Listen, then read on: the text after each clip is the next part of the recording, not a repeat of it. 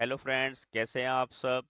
या देवी सर्वभूतेषु विद्यारूपेण संस्थिता नमस्तस्यै नमस्तस्यै नमस्तस्यै नमो नमः। दोस्तों, आपका हमारे चैनल पर स्वागत है। Science, light, reflection and refraction. Question number first. समतल दर्पण में हमारे चेहरे का प्रतिबिंब डैश का उदाहरण है। वास्तविक प्रतिबिंब, आभासी प्रतिबिंब, परावर्तित प्रतिबिंब या इनमें से कोई नहीं। तो यहाँ पे हमने ये ध्यान रखना है कि समतल दर्पण द्वारा बने प्रतिबिंब कैसे होते हैं? आभासी। ठीक है, ऐसे प्रतिबिंबों को हम आभासी प्रतिबिंब कहते हैं। तो समतल दर्पण में हमारे चेहरे का प्रतिबिंब कैसा होगा? आभासी। अगला प्रश्न देखेंगे। समतल दर्पण द्वारा बनने वाला प्रतिबिंब होता है आभासी, सीधा, वस्तु के बराबर, उपरोक्त सभी। आभासी भी होता है, सीधा भी होता है और वस्तु के बराबर भी होगा। जितना आपका चेहरा है उतना ही बड़ा नजर आएगा। इसका आंसर है उपरोक्त सभी।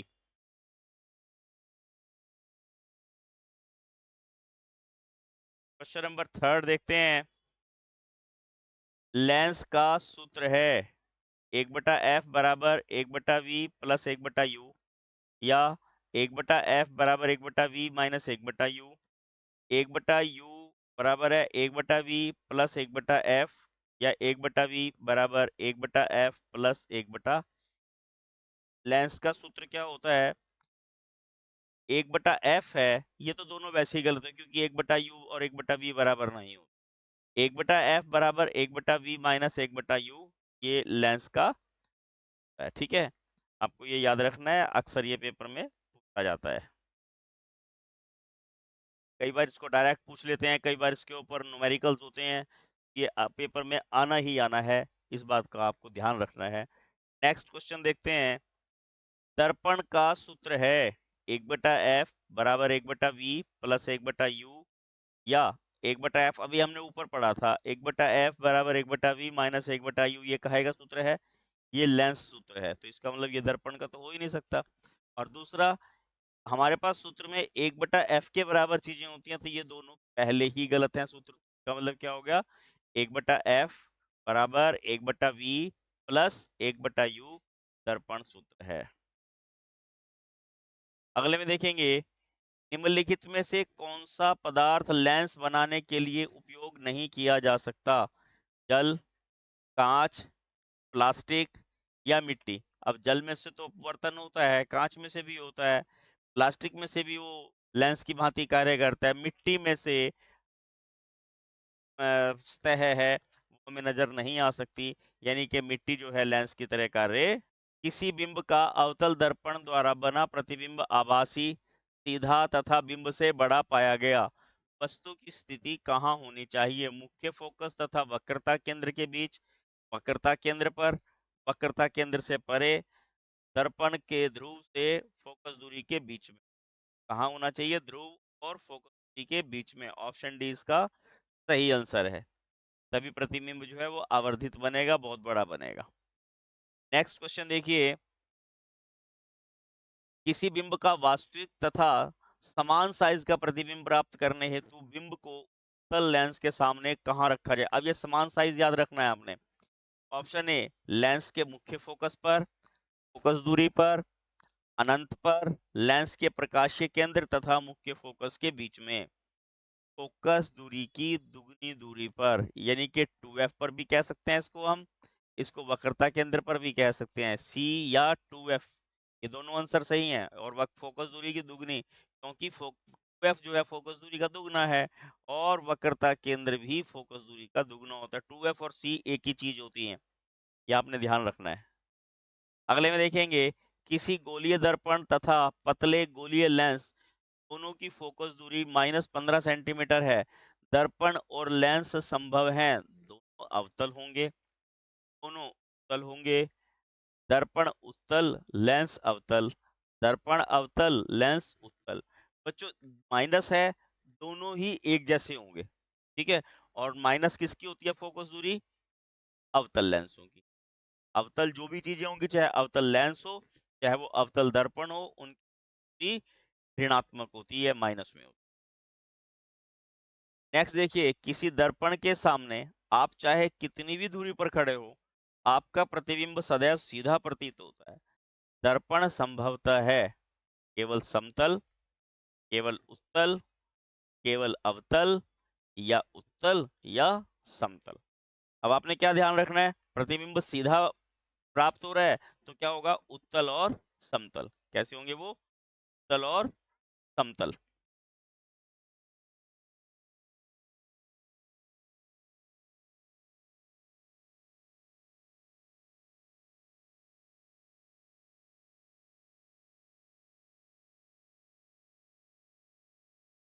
क्वेश्चन नंबर 10 देखिए, किसी शब्दकोश में पाए गए छोटे अक्षरों को पढ़ते समय आप निम्न में से कौन सा लेंस पसंद करेंगे। 50 सेंटीमीटर फोकस दूरी का उत्तल लेंस, 50 सेंटीमीटर फोकस दूरी का अवतल लेंस, 5 सेंटीमीटर फोकस दूरी का उत्तल लेंस, या 5 सेंटीमीटर फोकस दूरी का अवतल लेंस। पहले तो हमें ध्यान रखना, लेंस हमें उत्तल लेना पड़ेगा और 5 सेंटीमीटर फोकस का उत्तल लेंस लेकर हमें अक्षर प्रॉपर दिखाई दे सकते हैं, अदरवाइज अक्षर प्रॉपर दिखाई नहीं देंगे। अगला देखिए, किसी कार के अग्रदीप में, अग्रदीप मतलब जो हेडलाइट होती है, में डैश का उपयोग किया जाता है। उत्तल दर्पण, अवतल दर्पण, उत्तल लेंस, अवतल लेंस।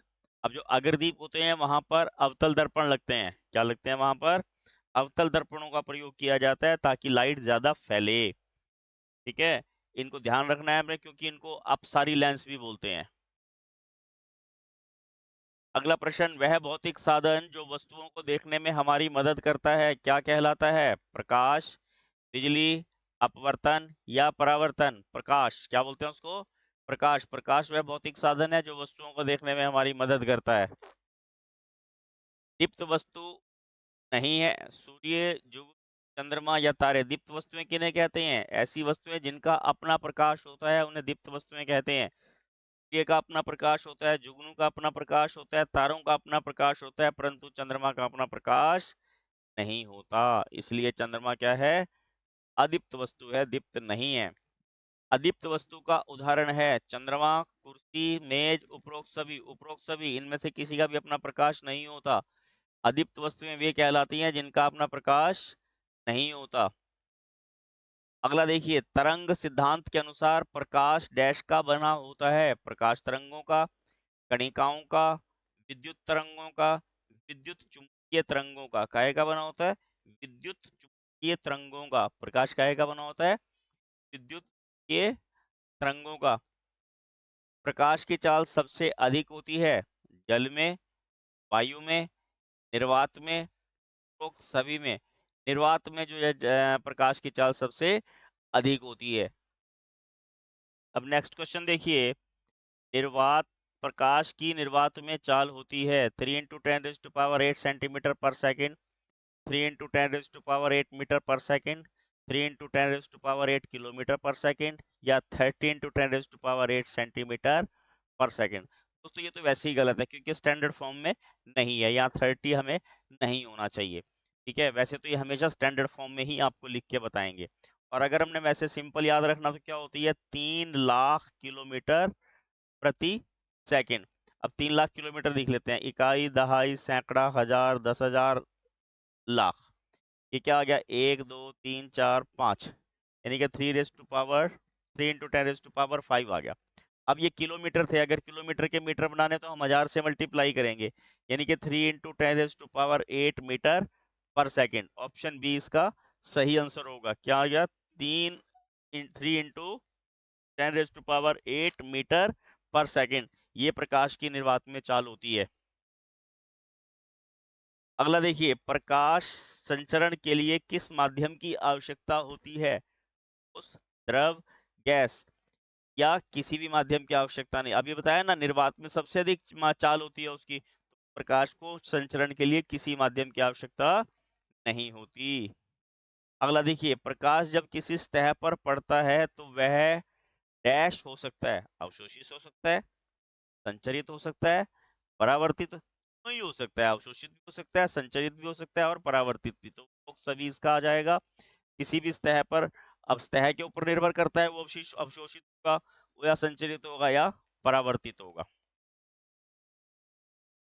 अगला देखिए, यदि कोई वस्तु पर पड़ने वाले संपूर्ण प्रकाश को अवशोषित कर ले तो वह कैसी दिखाई देगी?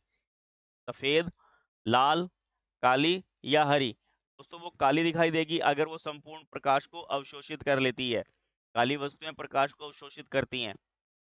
यदि कोई वस्तु उस पर पड़ने वाले संपूर्ण प्रकाश को परावर्तित कर दे तो वो कैसी दिखाई देगी? अगर संपूर्ण प्रकाश को परावर्तित कर दे वो हमेशा सफेद दिखाई देगी। कैसी दिखाई देगी वो? सफेद। अगला देखिए, प्रकाश का किसी चमकदार सतह से टकराकर वापस उसी माध्यम में आ जाना क्या कहलाता है? प्रकाश अपवर्तन, प्रकाश परावर्तन, प्रकाश विक्षेपण, प्रकाश प्रकीर्णन। चमकदार सतह से टकराकर वापस उसी माध्यम में आना प्रकाश परावर्तन कहलाता है। क्या कहलाता है? प्रकाश परावर्तन। अगला क्वेश्चन देखिए, ऑप्टिकल फाइबर में किस सिद्धांत का उपयोग किया जाता है? अपवर्तन का, परावर्तन का, पूर्ण आंतरिक परावर्तन का या प्रकीर्णन का? बच्चों ऑप्टिकल फाइबर में हमेशा पूर्ण आंतरिक परावर्तन का उपयोग किया जाता है।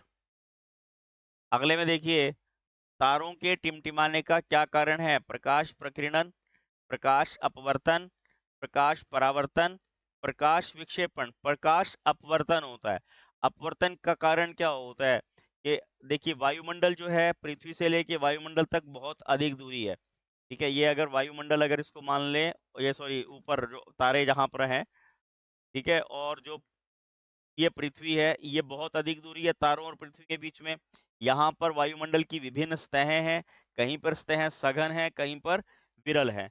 और जब इन विरल और सघन सतहों में से बार बार प्रकाश गुजरता है तो ये अपने पथ से विचलित होता है, और अपने पथ से विचलित होना अपवर्तन कहलाता है। इसी कारण तारे टिमटिमाते हुए दिखाई देते हैं। पेपर में प्रश्न ऐसे भी आ सकता है कि तारे क्यों टिमटिमाते हैं। अगला प्रश्न देखिए, किस माध्यम से प्रकाश आसानी से गुजर जाता है? पारदर्शक माध्यम, अपारदर्शक माध्यम, पारभासी माध्यम या इनमें से कोई नहीं? बच्चों ये छठी सातवीं में भी आपने पढ़ा होगा।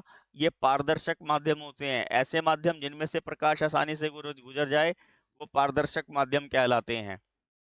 निम्न में से कौन सा प्रकाश का गुण है? परावर्तन, अपवर्तन, विक्षेपण या उपरोक्त सभी? प्रकाश परावर्तित भी हो सकता है, अपवर्तित भी हो सकता है, विक्षेपित भी हो सकता है। इसका मतलब उपरोक्त सभी इसका आंसर है। ये प्रकाश के सभी गुण हैं। अगला देखिए, आपतित किरण, परावर्तित किरण तथा अविलंब सदैव एक ही तल पर होते हैं। यह है परावर्तन का नियम, प्रकाश परावर्तन का द्वितीय नियम, प्रकाश अपवर्तन का नियम या इनमें से कोई नहीं? दोस्तों अगर ये देखिए कोई ये अगर दर्पण है और दर्पण पर हमने यहाँ से कोई प्रकाश की किरण ऊपर डाली तो ये यहाँ से अपवर्तित हो जाएगी। ठीक है, और ये है क्या हमारे पास? अविलंब। ये आपतित किरण है, ये परावर्तित किरण है और ये है अविलंब। आपतित किरण, परावर्तित किरण और अविलंब तीनों अगर एक ही तल पर हों, ये हमारे पास क्या है? परावर्तन का प्रथम नियम है। परावर्तन का कौन सा नियम है? ये प्रथम नियम है। अगला देखिए, प्रकाश परावर्तन के द्वितीय नियम के अनुसार, अब द्वितीय नियम क्या है? अगर ये प्रकाश की किरण अगर किसी चमकदार सतह पर इस प्रकार डाली जाए तो ये परावर्तित हो जाती है। ये आपतित किरण है और ये परावर्तित किरण है। इस प्रकार इनके बीच में अविलंब है। अविलंब में जो ये कोण बनेगा आई, इसको आपतन कोण बोलते हैं और इसको परावर्तन कोण बोलते हैं। तो I is equal to R, हमेशा क्या होता है? कोण I कोण R के बराबर होता है। ये द्वितीय नियम है। तो ऑप्शन है हमारा सही आंसर है। कोण I बराबर है कोण R। आपतन कोण बराबर परावर्तन कोण होता है। अगला देखिए, यदि प्रकाश परावर्तन के नियम के अनुसार आपतन कोण शून्य हो तो प्रकाश परावर्तित नहीं होगा। प्रकाश वापस उसी मार्ग में परावर्तित होगा, प्रकाश अपवर्तित होगा या इनमें से कोई नहीं? अब देखिए, यहाँ पर अगर प्रकाश हमने यहाँ से स्ट्राइक किया और एंगल ये शून्य है तो क्या होगा? वापस वो इसी माध्यम से वापस आ जाएगा। तो प्रकाश वापस उसी मार्ग से परावर्तित होगा। परावर्तित तो जरूर होगा क्योंकि चमकदार सतह है। अगला देखिए, आपतन कोण तथा परावर्तन कोण अभी अभी बताया मैंने ऊपर, I is equal to R बताया था ना। तो सदैव क्या होते हैं? बराबर, से बड़ा, से छोटा या इनमें से कोई नहीं? सदैव बराबर होते हैं। ये क्वेश्चन अदल बदल के भी आ सकते हैं, इसलिए आपको यहाँ पर इस प्रकार का क्वेश्चन ये दिया गया। अगला देखिए, प्रतिबिंब कितने प्रकार के होते हैं? 1 प्रकार के, 2 प्रकार के, 3 प्रकार के या 4 प्रकार के? प्रतिबिंब हमेशा 2 प्रकार के होते हैं, वास्तविक या आभासी। जिन प्रतिबिंबों को पर्दे पर प्राप्त किया जा सकता है कहलाते हैं आभासी प्रतिबिंब, वास्तविक प्रतिबिंब, परावर्तित प्रतिबिंब या इनमें से कोई नहीं। अब जो प्रतिबिंब जो है पर्दे पर प्राप्त किए जा सकते हैं उन्हें हम वास्तविक प्रतिबिंब बोलते हैं। क्या बोलते हैं उनको हम? वास्तविक प्रतिबिंब। समतल दर्पण की फोकस दूरी कितनी होती है? 1, अनंत, 2 या 0? अब समतल दर्पण की फोकस दूरी अनंत होती है। कितनी होती है? अनंत। बहुत दूर तक होती है इसकी। अगला देखिए, समतल दर्पण का आवर्धन होता है -1, +1, 1 से बड़ा या 1 से छोटा। बच्चों, +1, -1, बड़ा या छोटे का मतलब क्या है? जब हम समतल दर्पण में कोई वस्तु देखते हैं वो हमें कैसी नजर आती है? उसका साइज कितना होता है? जितनी वो वस्तु है उतनी ही बड़ी नजर आ रही है या उससे छोटी बड़ी नजर आ रही है? अगर वो उतनी ही बड़ी नजर आ रही है तो इसका मतलब उसका आवर्धन 1 है। उसका आवर्धन 1 है। आपने देख कभी अगर ऐसे चीजें देखी हो जिनका आवर्धन दर्पण की भांति कार्य करते हैं, उनका आवर्धन अधिक होता है। आप कोई नया स्टील का ग्लास लीजिए, उसमें अपना चेहरा देखिए कैसा लंबा सा नजर आएगा, तो आपका एक्चुअल चेहरा है वो नहीं नजर आएगा। अगर चम्मच लेंगे उसमें कुछ और नजर आएगा, तो उसका आवर्धन 1 नहीं है। जिनका आवर्धन 1 होगा उसमें आपका चेहरा उतना ही बड़ा नजर आएगा जितना बड़ा है। आप नई प्लेट लीजिए, उसमें अपना चेहरा देखिए, वो कुछ अलग नजर आएगा क्योंकि उसका आवर्धन जो है वो 1 नहीं है। समतल दर्पण में हमें उतना ही बड़ा चेहरा नजर आता है जितना बड़ा है, इसलिए इसका आवर्धन क्या है? +1।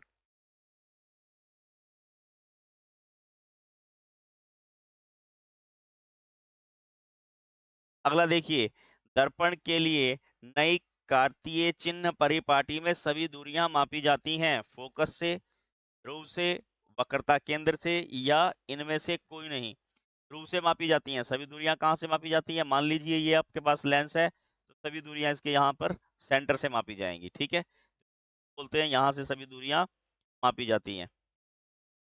एक उत्तल दर्पण की फोकस दूरी होती है सदैव धनात्मक, सदैव ऋणात्मक, धनात्मक जब प्रतिबिंब आभासी हो, ऋणात्मक जब प्रतिबिंब आभासी हो। सदैव धनात्मक होती हैं, प्रतिबिंब का इसके ऊपर कोई प्रभाव फोकस दूरी पर नहीं होता। अगला क्वेश्चन देखिए, डैश दर्पण में दृश्य क्षेत्र अधिकतम होता है समतल दर्पण में, उत्तल दर्पण में, अवतल दर्पण में या गोलीय दर्पण में? क्षेत्र अधिक होता है वो किसमें होता है? उत्तल दर्पणों में। किसमें होता है? उत्तल दर्पणों में। और यही कारण है कि जो बैक मिरर होते हैं, जो साइड मिरर होते हैं, पश्चिम दृश्य देखने के लिए जो मिरर होते हैं वो हमेशा उत्तल दर्पण के बने होते हैं। प्रकाश का एक माध्यम से दूसरे माध्यम में प्रवेश करते समय अपने पथ से विचलित होना क्या कहलाता है? प्रकाश परावर्तन, प्रकाश अपवर्तन, प्रकाश विक्षेपण, प्रकाश प्रकीर्णन। प्रकाश का अपवर्तन।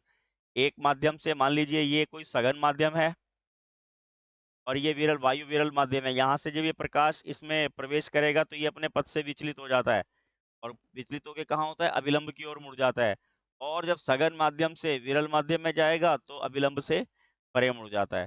ठीक है, ये विरल माध्यम है, ये सघन माध्यम है, ये वायु फिर विरल माध्यम है। तो आपने इसको याद रखना, क्या बोलते हैं इसको? प्रकाश का अपवर्तन। अगला देखिए, एक ही माध्यम में चलते समय प्रकाश सदैव डैश गति करता है सरल रेखा में, वक्र रेखा में, वृत्ताकार पथ पर या इनमें से कोई नहीं? जब माध्यम सेम है, माध्यम नहीं बदल रहा है, तो प्रकाश हमेशा सरल रेखा में गति करेगा।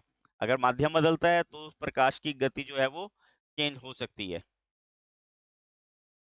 प्रतिबिंब का आकार सदैव समान होता है अवतल दर्पण में, समतल दर्पण में, उत्तल दर्पण में, अवतल लेंस में, अवतल लेंस में। अभी ऊपर बताया था समतल दर्पण में हमेशा प्रतिबिंब का आकार वस्तु के आकार के बराबर होता है। वक्रता त्रिज्या और फोकस दूरी में क्या संबंध होता है? वक्रता त्रिज्या को कई बार सी भी बोलते हैं और यहाँ पर वक्रता त्रिज्या, त्रिज्या को आर यानी कि रेडियस से डिनोट किया गया है और फोकस दूरी एफ। वक्रता त्रिज्या फोकस दूरी की दुगनी होती है। वक्रता त्रिज्या फोकस दूरी की दुगनी होती है, तो R is equal to F इसका सही आंसर है।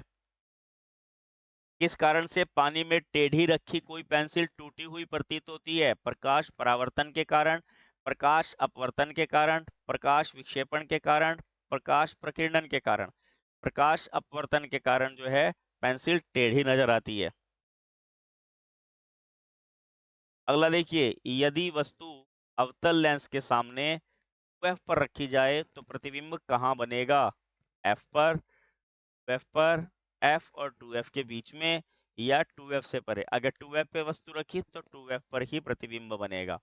देखिए लेंस कोई भी, मैं यहाँ पर उत्तल लेंस ले रहा हूँ, ठीक है। अगर यहाँ पे भी उत्तल लेंस की बात करें और ये f है और ये 2f है, कहीं पर भी कभी भी चाहे लेंस उत्तल हो चाहे अवतल हो, जब 2f पे वस्तु रखेंगे तो प्रतिबिंब भी 2f पर ही बनेगा। इस बात का भी आपने विशेष ध्यान रखना है, और ये अक्सर क्वेश्चन पेपर में पूछा जाता है 2f वाला, तो कि प्रतिबिंब का साइज वस्तु के आकार के बराबर ही होता है। शेविंग दर्पण होते हैं उत्तल, अवतल, समतल या उपरोक्त सभी हो सकते हैं, नहीं हो सकते, अवतल दर्पण होते हैं, ठीक है। शेविंग दर्पण कैसे लिए जाते हैं? अवतल लिए जाते हैं।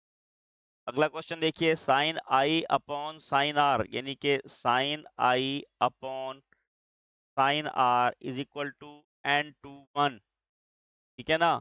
ये कौन सा नियम है? स्नेल का नियम, परावर्तन का नियम, न्यूटन का नियम, या इनमें से कोई नहीं? ये स्नेल्स का नियम बोलते हैं इसको। क्या बोलते हैं इसको? स्नेल्स का नियम। ये अपवर्तन के द्वितीय नियम है। यदि आवर्धन का मान ऋणात्मक हो तो प्रतिबिंब कैसा होगा? अगर आवर्धन का मान ऋणात्मक होगा तो प्रतिबिंब हमेशा आभासी, वास्तविक, छोटा या बड़ा, कैसा बनेगा? वास्तविक बनते हैं। अगर आवर्धन माइनस है तो प्रतिबिंब हमेशा वास्तविक बनते हैं। यदि आवर्धन का मान धनात्मक हो तो प्रतिबिंब होगा आभासी, वास्तविक, छोटा या बड़ा। ऊपर वाले प्रश्न से आपको आसानी से अंदाजा हो जाएगा कि यह प्रतिबिंब आभासी होगा, ठीक है।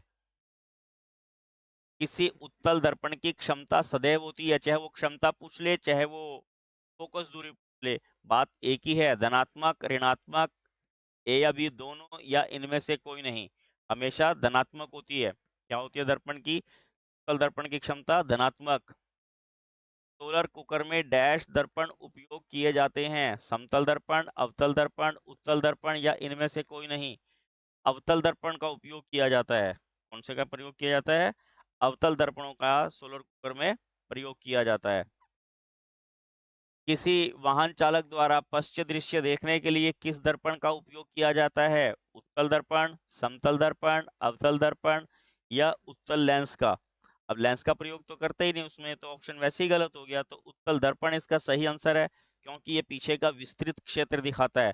कभी कभी आपने किसी शीशे पर जो बैक मिरर होता है उस पर लिखा होता है the object is more nearer as appear, में लिखा होता है कि जो ऑब्जेक्ट है, पीछे आने वाली वस्तु आपके काफी नजदीक है, जितनी दूर नजर आ रही है उतनी दूर नहीं है। विस्तृत क्षेत्र दिखाता है ये। अगला देखिए, तारे अपनी वास्तविक ऊंचाई से अधिक ऊंचाई पर क्यों प्रतीत होते हैं? परावर्तन के कारण, विक्षेपण के कारण, प्रकीर्णन के कारण, वायुमंडलीय अपवर्तन के कारण। बच्चों अभी भी बताया था ऊपर, वायुमंडलीय अपवर्तन के कारण हमें तारे जो हैं वो अधिक ऊंचाई पर दिखाई देते हैं। आकाश में उड़ता वायुयान वास्तविक ऊंचाई से अधिक ऊंचाई पर क्यों प्रतीत होता है? अपवर्तन के कारण, परावर्तन के कारण, विक्षेपण के कारण, प्रकीर्णन के कारण। ऊपर वाला ही क्वेश्चन है ये भी। अपवर्तन के कारण जो है वो हमें अधिक ऊंचाई पर नजर आता है। हीरे का अपवर्तनांक कितना होता है? 2.42, 1, 2.24 या 2? मतलब वह हीरे में से अगर किसी वस्तु को देखेंगे, उसका लगभग जो आकार है वो 2.5 गुना यानी कि 2.4 गुना नजर आएगा, तो उसका अपवर्तनांक 2.4 होता है। लेंस की क्षमता का सूत्र है P is equal to 4f, P is equal to 2f, P is equal to 1/f, P is equal to 1/2f, और आंसर है इसका P is equal to 1/f। Lens की क्षमता फोकस दूरी का व्युत्क्रम होती है, ठीक है। अगला क्वेश्चन देखिए, किन प्रतिबिंबों को पर्दे पर प्राप्त किया जा सकता है? आभासी, वास्तविक, बड़े प्रतिबिंब, छोटे प्रतिबिंब। वास्तविक प्रतिबिंब होते हैं उनको पर्दे पर प्राप्त किया जा सकता है। मुझे लगता है क्वेश्चन शायद पहले भी आया है। लेंस की क्षमता की इकाई है वाट, किलोवाट, डायोप्टर या वोल्ट? डायोप्टर होती है, ठीक है। लेंस की क्षमता की इकाई क्या होती है? डायोप्टर। और एक डायोप्टर कितने के? लेंस की क्षमता की इकाई है वाट, किलोवाट, डायोप्टर या वोल्ट। क्या होती है लेंस की क्षमता की इकाई? डायोप्टर। क्या होती है? डायोप्टर। निकालते कैसे हैं? P is equal to 1/f, जितनी फोकस दूरी होगी। अगर किसी लेंस की एक डायोप्टर क्षमता है, इसका मतलब उसकी फोकस दूरी कितनी है? 1 मीटर। 1/1 मीटर, यानी कैसे होती है ये? अगला देखिए, अगला क्वेश्चन देखिए, किसी लेंस के आवर्धन का सूत्र है -u/v, -v/u, 1/v या 1/u। इसका सही आंसर है -v/u। लेंस के आवर्धन का ये सूत्र है। अगला देखिए, उत्तल लेंस को कहते हैं अपसारी लेंस, अभिसारी लेंस, गोलीय दर्पण या इनमें से कोई नहीं। तो हमारे पास उत्तल लेंस होते हैं, उनको हम अभिसारी लेंस कहते हैं। क्या बोलते हैं इनको? अभिसारी लेंस। तो सारी किरणों को इकट्ठा कर सकते हैं एक जगह, एक बिंदु पर। अवतल लेंस को भी डैश भी कहते हैं, अपसारी लेंस, अभिसारी लेंस, गोलीय दर्पण या इनमें से कोई नहीं। इनको हम अपसारी लेंस बोलते हैं, ये किरणों को फैलाने का काम करते हैं। अगला देखिए, किसी अवतल लेंस की फोकस दूरी 2 मीटर है, इसकी क्षमता क्या होगी? अभी बताया था P is equal to 1/f, बताया था ना। 1/2 कर लेंगे, 1/2 करेंगे तो 0.5। अब यहाँ पर अवतल है, अवतल में ये माइनस होता है, तो -0.5 डी डायोप्टर, ये इसकी इकाई होगी, -0.5 डायोप्टर। अब ये देखो, इन्होंने पजल करने के लिए लिखा हुआ, ये आंसर गलत है। 5 तो लिख दिया, माइनस भी लिख दिया, परंतु 0.5 आएगा। अगला देखिए, उत्तल दर्पण की फोकस दूरी 10 सेंटीमीटर है, उसकी वक्रता त्रिज्या कितनी होगी? अभी क्या बताया था? फोकस दूरी क्या होती है? वक्रता त्रिज्या की आधी। ठीक है ना? और वक्रता त्रिज्या क्या होती है? फोकस दूरी का डबल। फोकस दूरी कितनी है? 10, तो वक्रता त्रिज्या कितनी हो जाएगी? 2 × 10, दैट इज 20 सेंटीमीटर। ठीक है, वक्रता त्रिज्या कितनी हो जाएगी? 20 सेंटीमीटर। अगला देखिए, दो लेंस जिनकी क्षमता +6.0 डी और -2.0 डी है, एक दूसरे के संपर्क में रखे जाते हैं, तो संयोग की क्षमता क्या होगी? सिंपल, आपने प्लस करना है। अब ये प्लस तो होंगे ही नहीं, क्योंकि दोनों का साइन डिफरेंट है। तो क्या आ जाएगा? 4 डायोप्टर। ठीक है, प्लस 4.0 डी। वस्तु उत्तल दर्पण के सामने 2f से परे रखने पर प्रतिबिंब कहाँ बनेगा? अब 2f से परे रखी गई है, अब अगर 2f पे हो तो प्रतिबिंब 2f पे बनता है, और अगर 2f से परे रखी गई हो, देखिए कैसे आपने ध्यान रखना है। अगर वस्तु अनंत पर हो तो प्रतिबिंब फोकस पर बनता है। जैसे जैसे वस्तु नजदीक आएगी, प्रतिबिंब आगे चला जाएगा। ठीक है ना? अगर वस्तु 2f पर होगी, प्रतिबिंब 2f पर बनता है, परंतु अगर वस्तु 2f से परे होगी, प्रतिबिंब f और 2f के बीच में बनेगा। कहाँ बनेगा? f और 2f के बीच में। अगला देखिए, यदि वस्तु उत्तल लेंस से 2f से परे रखने पर प्रतिबिंब की प्रकृति कैसी होगी? अब 2f से परे रखने पर प्रकृति कैसी होगी? प्रतिबिंब वास्तविक होगा, उल्टा होगा और छोटा होगा। अब वास्तविक होगा, उल्टा होगा, छोटा होगा, ये ध्यान से करना है, क्योंकि इसमें गड़बड़ हो जाती है अक्सर। अगला देखिए, उत्तल लेंस के सामने 2f पर वस्तु रखने पर प्रतिबिंब की प्रकृति कैसी होगी? अब आपने क्या ध्यान करा? वास्तविक तो है ही है, ठीक है ना? पीछे वाले में था, उल्टा भी बनेगा ही बनेगा। और 2f पर वस्तु का आकार वस्तु के आकार के समान होता है, प्रतिबिंब का आकार। उल्टा वास्तविक और वस्तु के आकार के समान ही प्रतिबिंब बनेगा। ये अदल बदल के क्वेश्चन आते हैं बच्चों, इसलिए आपको ऐसे लिखे हैं सारे यहाँ पर। वस्तु से लेंस की दूरी को प्रदर्शित करते हैं v द्वारा, u द्वारा, f द्वारा या c द्वारा। वस्तु से लेंस की दूरी क्या होती है? u। वस्तु से लेंस की दूरी क्या मानते हैं? u, और u हमेशा ऋणात्मक लिया जाता है, चाहे लेंस अवतल हो या उत्तल हो। लेंस से प्रतिबिंब की दूरी प्रदर्शित करते हैं v द्वारा, u द्वारा, f द्वारा या c द्वारा। प्रतिबिंब की दूरी v द्वारा प्रदर्शित की जाती है, और अवतल दर्पण में v- होता है। प्रकाश की किरण जब विरल माध्यम से सघन माध्यम में प्रवेश करती है, तो अविलंब की ओर मुड़ती है, परे मुड़ती है या अपरिवर्तित होती है? देखना क्या बताया था मैंने आपको, पहले ही बना के दिखाया था ये चित्र। जब विरल माध्यम से सघन माध्यम में जाएगी, ये विरल माध्यम है वायु, और ये कांच की स्लैब है, ये सघन माध्यम है। जब विरल माध्यम से सघन माध्यम में आएगी तो ये अभिलंब की ओर मुड़ेगी। क्या होगा? ये अभिलंब की ओर मुड़ जाती है। ऑप्शन ए इसका सही आंसर है। अगला देखिए, प्रकाश की किरण विरल माध्यम से सघन माध्यम में प्रवेश करती है तो अविलंब से 3.5D तथा -2.5D शक्ति के दो पतले लेंसों को संपर्क में रखा जाता है, तो लेंस की फोकस दूरी क्या होगी? कट कीजिए। नेक्स्ट देखिए, एक उत्तल लेंस सूर्य का प्रतिबिंब बनाता है एफ पर, एफ और 2F के बीच में, या 2F से परे। बच्चों, उत्तल लेंस सूर्य का प्रतिबिंब हमेशा एफ पर बनाएगा, क्योंकि सूर्य कहाँ है? अनंत में माना जाता है, और अनंत जो है उत्तल लेंस जो है अनंत पर रखी वस्तु का प्रतिबिंब एफ पर बनाते हैं, और शून्य के आकार का होता है, बिल्कुल एक जगह एकत्रित हो जाता है। कभी आपने देखा होगा बच्चे उससे कागज भी जला लेते हैं ऐसे करके। अगला देखिए, रेगिस्तान में मरीचिका का कारण है प्रकाश विक्षेपण, प्रकाश परावर्तन, प्रकाश अपवर्तन, या पूर्ण आंतरिक परावर्तन। और इसका आंसर है पूर्ण आंतरिक परावर्तन। तो ये, please like share and subscribe my channel. Thank you, have a nice day.